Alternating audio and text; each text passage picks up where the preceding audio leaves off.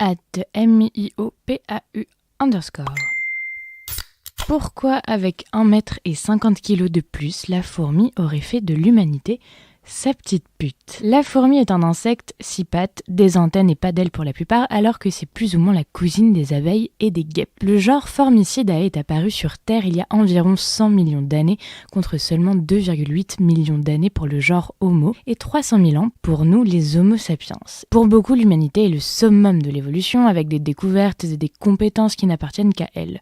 Sauf que non. Voici une liste non exhaustive des domaines dans lesquels nous n'avons rien à apprendre aux fourmis. Agriculture. L'homme a découvert l'agriculture il y a environ 10 000 ans. Pas mal, vous me direz. Eh bien, les fourmis l'ont mise en pratique il y a environ 50 millions d'années. Des espèces d'Amérique du Sud pratiquent la culture de champignons pour nourrir le nid. Par an, un nid de fourmis agricultrices récolte entre 85 et 460 kg de matière végétale qui servira de terreau pour le champignon. Il existe aussi des fourmis moissonneuses qui récoltent des graines qu'elles stockent dans les greniers de la colonie. Des fourmis sont alors chargées de les mâcher pour faire du pain de fourmis. Élevage. Avec l'agriculture vient l'élevage. L'homme a ses vaches, ses moutons, etc. La fourmi a ses pucerons. Certaines espèces de fourmis gèrent en effet des troupeaux de pucerons qu'elles défendent contre les prédateurs en échange du miel sucré produit par les pucerons. Chimie. Dans le cadre de la culture de champignons, les fourmis sont capables de sécréter des substances antibiotiques pour protéger le champignon des parasites. L'évolution a aussi engendré une symbiose entre les fourmis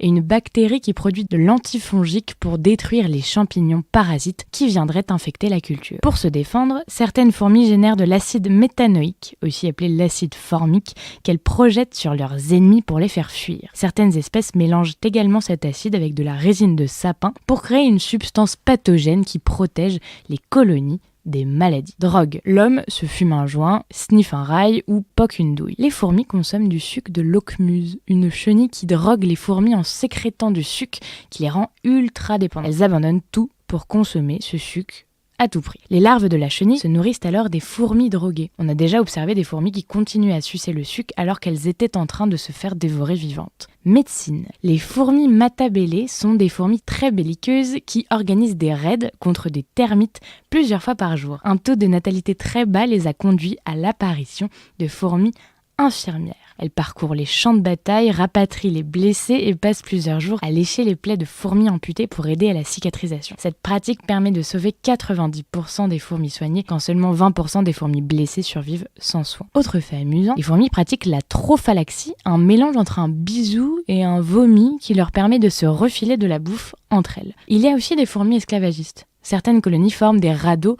ou des ponts avec ses propres individus. La plus vieille reine observée a vécu quasiment 30 ans. Les plus grandes font environ 6 cm. La masse de toutes les fourmis du monde dépasse celle de l'humanité, alors qu'une fourmi pèse entre 1 et 10 mg.